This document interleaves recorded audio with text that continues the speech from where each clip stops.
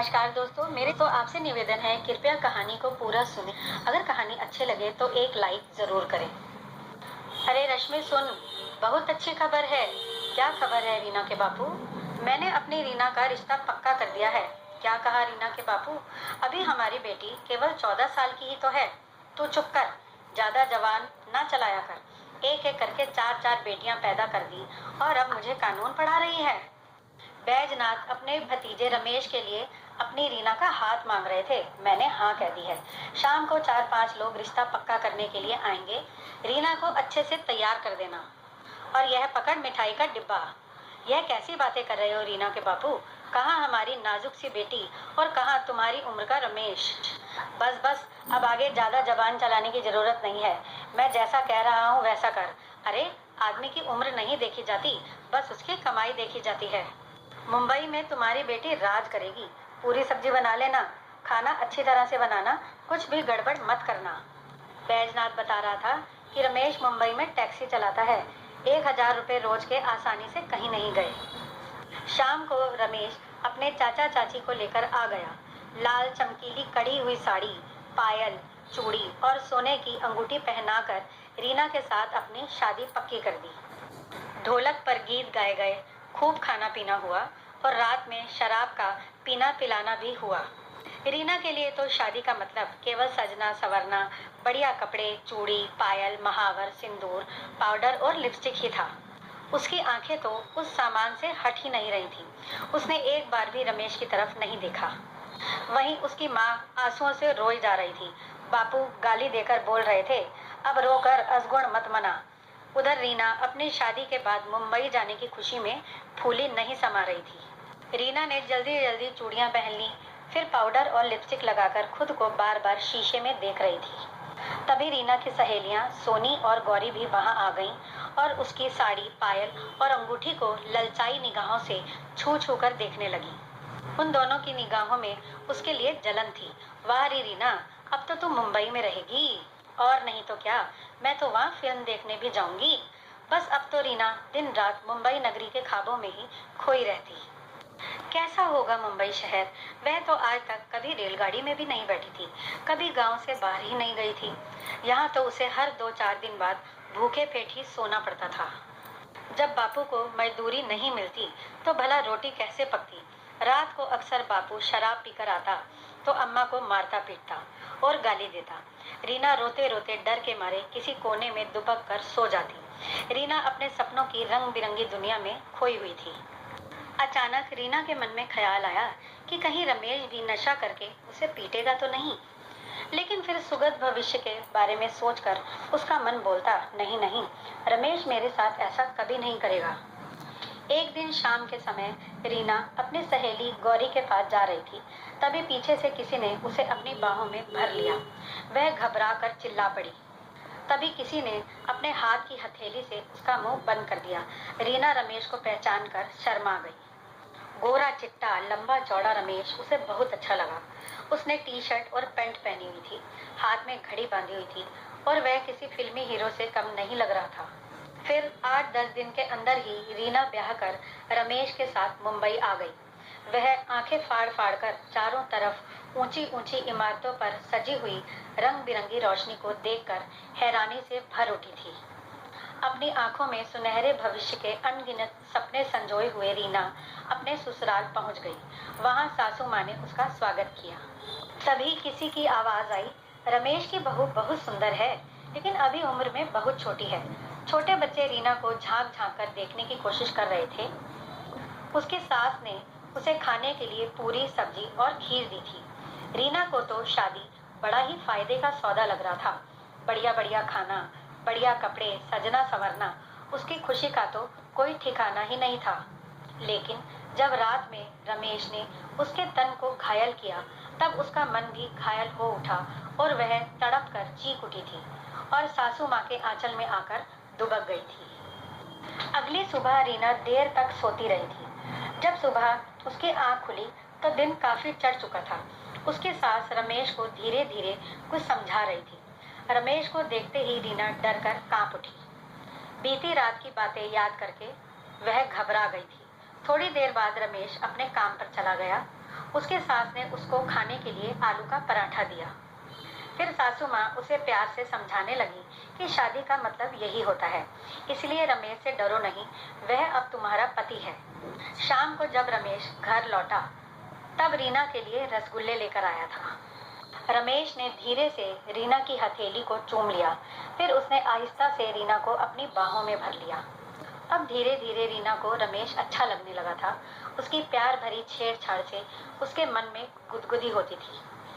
अब रमेश रोज ही उसके लिए कुछ ना कुछ खाने के लिए भी ले आता था। सासू माँ भी काम पर चली जाती थी। रीना अपने घर में झाड़ू, बुहार, बर्तन, कपड़ा सब काम करती थी। यह सब काम रीना के लिए नया नहीं था। एक दिन रमेश ने सुबह ही रीना को कह दिया था कि शाम को तैयार रहना, आज तुम्हें घुमाने के लिए ले जाऊंगा। रीना यह सुनकर बहुत खुश हो गई। शाम को रमेश उसे अपनी ऑटो रिक्शा में बिठाकर जुहू चौपाटी लेकर गया। वहां लोगों की इतनी भीड़ देखकर ऐसा लग रहा था जैसे कि मेला लगा हो। वहां रीना बर्फ का गोला खाकर बहुत खुश हुई। हर तरफ लोग कुछ ना कुछ खा पी रहे थे। रीना ने तो कभी अपने जीवन में नदी भी नहीं देखी थी और यहाँ इतना बड़ा समुंदर देखकर वह हैरानी और खुशी से भर उठी थी। रमेश ने उसे ठंडी बोतल पिलाई, गोलगप्पे खिलाए। फिर वे दोनों घंटों समुद्र के किनारे बैठे रहे थे। रमेश उसकी हथेलियों को अपने हाथ में पकड़कर बैठा हुआ था और उससे मीठी मीठी बातें कर रहा था। रीना सर धंसकर अपने आप को किसी महारानी से कम नहीं समझती थी। अब वह दिन भर रमेश के लौटने का इंतजार करती थी, क्योंकि उसकी प्यार भरी छेड़छाड़ अब उसे अच्छी लगती थी। यहाँ पर रीना के ससुराल में गैस का चूल्हा था, टेलीविजन था और पानी ठंडा करने वाली मशीन भी थी। गांव में तो लकड़ी को जलाकर रोटी बनानी पड़ती थी, जिसके धुएं के मारे रोते रोते उसकी आंखें लाल हो जाती थी। जब कभी रीना को अपनी माँ की याद आती तो रमेश अपने फोन से उसके बापू के फोन पर बात करवा देता था। फिर एक दिन पता चला कि रीना माँ बनने वाली है। उसकी सास खुशी से झूम उठी। रमेश भी बहुत खुश था। वह रीना के इर्द गिर्द घूमता रहता था। अब वह कभी काम पर जाता और कभी नहीं जाता। रमेश कभी रीना को फिल्म देखने ले जाता, कभी बाजार ले जाता। रीना बहुत खुश थी, क्योंकि सासू माँ भी कोठियों से उसके लिए खाने पीने के लिए कुछ ना कुछ जरूर लेकर आती थी। लेकिन रमेश की एक बात से रीना को बहुत गुस्सा आता था कि वह उसे किसी से बात करते हुए नहीं देख सकता था। वह जब भी मोहल्ले की किसी औरत से बात करने लगती तो वह नाराज हो जाता था। एक दिन रीना ने परेशान होकर अपनी सास से पूछा, तब उन्होंने बताया कि रमेश की पहली बीवी किसी दूसरे के चक्कर में पड़कर उसके साथ भाग गई थी। इसीलिए वह अब हमेशा रीना को अपनी आंखों के सामने ही रखना चाहता था। समय आने पर रीना छोटी सी उम्र में जुड़वा बच्चों की माँ बन गई। अस्पताल में ऑपरेशन और दवा में काफी खर्च आ गया। अब 2 नन्हे बच्चों के दूध, दवा, डॉक्टर के खर्चे भी बहुत बढ़ गए थे। दोनों बच्चों के कारण रीना अब उनमें काफी व्यस्त रहने लगी थी और कमजोरी के चलते जल्दी थक भी जाती थी। इसीलिए अब वह रमेश की तरफ ज्यादा ध्यान भी नहीं दे पाती थी। रमेश अब बात बात पर चिड़चिड़ाने लगा था। रीना समझ गई थी कि रमेश अब शराब भी पीने लगा है, क्योंकि वह जब भी कभी उसके साथ जाता था तो कुछ चुपचाप से पीकर आता था। रीना के पूछने पर वह कह देता कि यह ताकत की दवा है। लेकिन रीना को पता था कि रमेश शराब पीता है, क्योंकि नशा करने के बाद वह जानवर की तरह उस पर टूट पड़ता था। और अब जबकि वह बच्चों के चलते उसके काबू में नहीं आती थी तो वह गाली गलौज और उसके कुछ बोलने पर मार पीट तक करने के लिए तैयार हो जाता था। अब रीना के सपने और खुशियां दफन होने लगे थे। एक तरफ 2 नन्हे बच्चे तो दूसरी तरफ रमेश का रोज रोज नशा करना। वह कभी काम पर जाता और कभी नहीं जाता। अब घर में पैसे की तंगी होने लगी। घर का माहौल बिगड़ने लगा। लड़ाई झगड़ा, कलह, गाली गलौज और मारपीट अब रोज की यही कहानी हो गई थी। एक दिन रमेश जब नशा करके आया तो सासू माँ ने उसे बहुत डांटा। रमेश ने गुस्से में खाने की थाली उठाकर फेंक दी। जब रीना रोने लगी तो उसे जोर से धक्का देकर गिरा दिया और बोला कि टेसुए बहाती है, मेरा पैसा है, तुम लोग कौन होती हो मुझे रोकने वाली।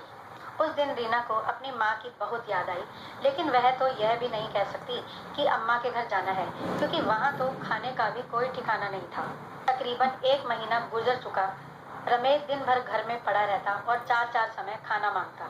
सासू माँ बोली, काम पर क्यों नहीं जाता? बस मेरी मर्जी, मेरी तबीयत ठीक नहीं है। रीना बोली, नशा करने के समय तुम्हारी तबीयत ठीक हो जाती है, एक पैसा घर में नहीं दे रहे हो और 4 समय रोटी मांगते हो, कहाँ से आएगी रोटी? मेरी रोटी गिनती है? फिर गाली देते हुए रमेश बोला, तेरे चलते ही मैं बर्बाद हो गया।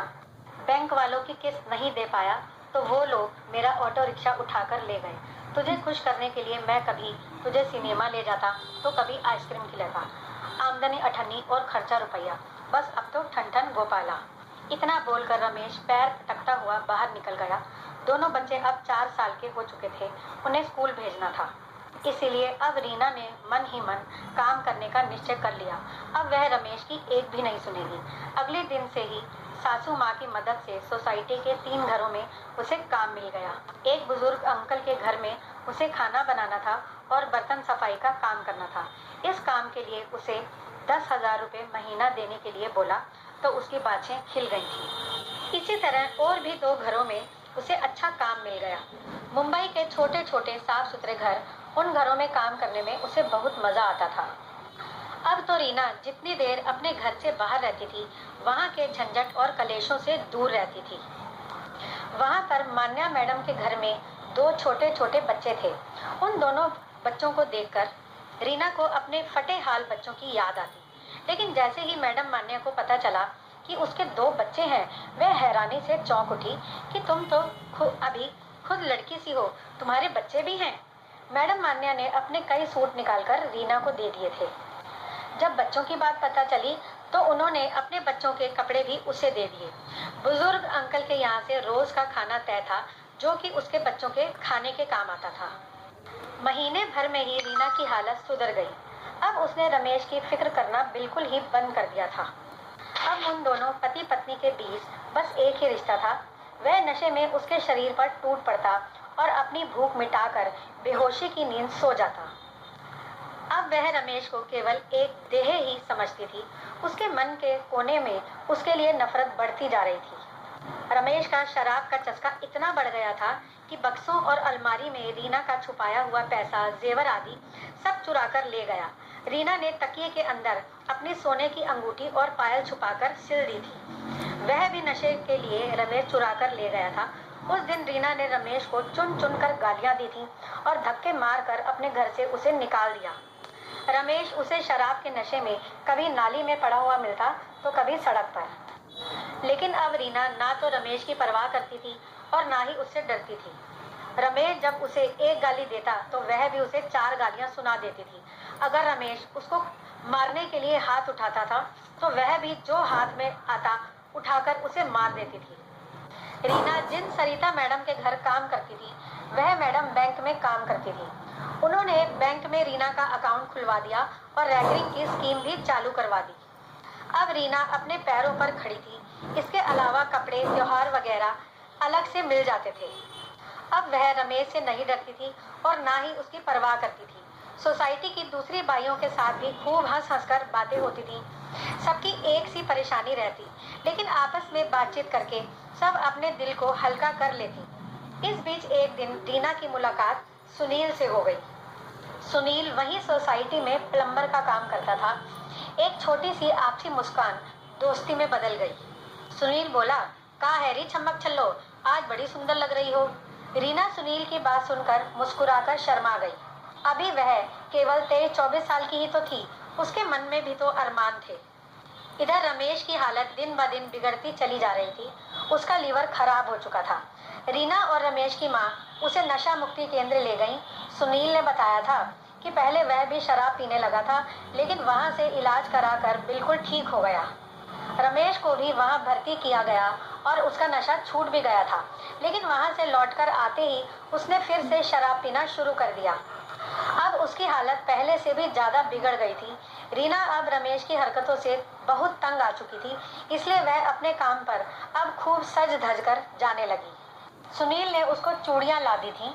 वही चूड़ियां पहनकर अपने हाथों को निहारती हुई घर से निकल रही थी।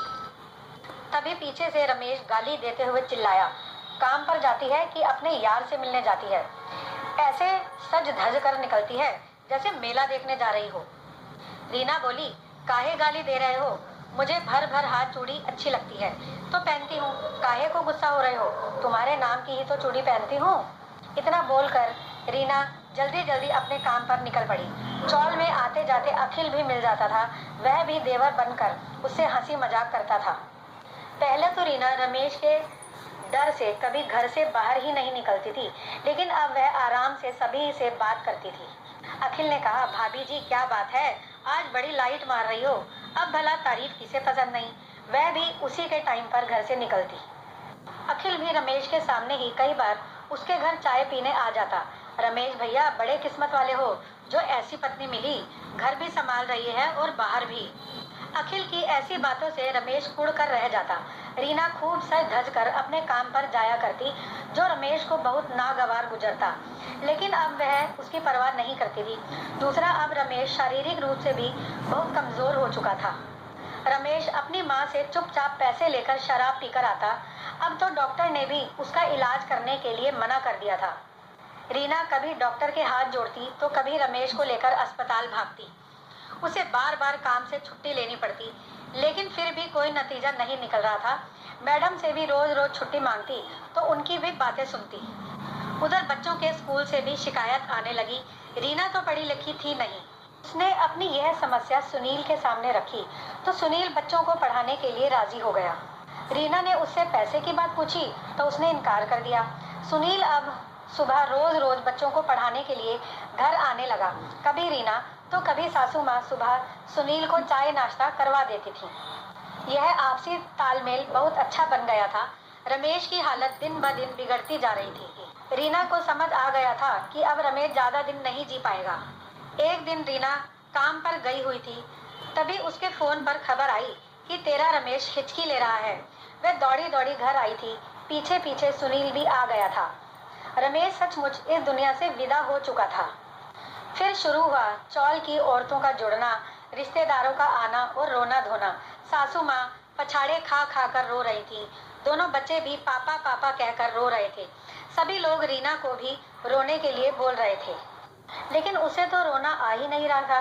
कोई उसे रोने के लिए बोल रहा था, कोई उसकी चूड़ियां तोड़ रहा था, तो कोई उसकी मांग से सिंदूर पोंछ रहा था। और रीना मन ही मन सोच रही थी कि मैं क्यों रोऊं? चला गया तो अच्छा ही हुआ। मेरी जान का कलेश चला गया। मुझे कभी भी उसने चैन नहीं लेने दिया। कभी कोठी के अंकल के साथ नाम जोड़ देता था, कभी सुनील तो कभी अखिल के साथ। जिससे भी बात करती थी उसी के साथ मेरा रिश्ता जोड़ देता था। गाली तो हर दम जबान पर रहती थी। अब रमेश की अर्थी उठनी थी, इसलिए पैसे की जरूरत थी। उसने मान्या मैडम को फोन करके बताया था कि उसका आदमी नहीं रहा, इसलिए पैसे की जरूरत है। सुनील जाकर पैसे ले आया था और रीना मन ही मन सोच रही थी, वाह अरे पैसा। जब बच्चा पैदा हुआ था तो ऑपरेशन, दवा के लिए पैसा चाहिए था। अब इंसान की मौत हो गई तो दाह संस्कार के लिए भी पैसा चाहिए। रमेश की अर्थी सच चुकी थी।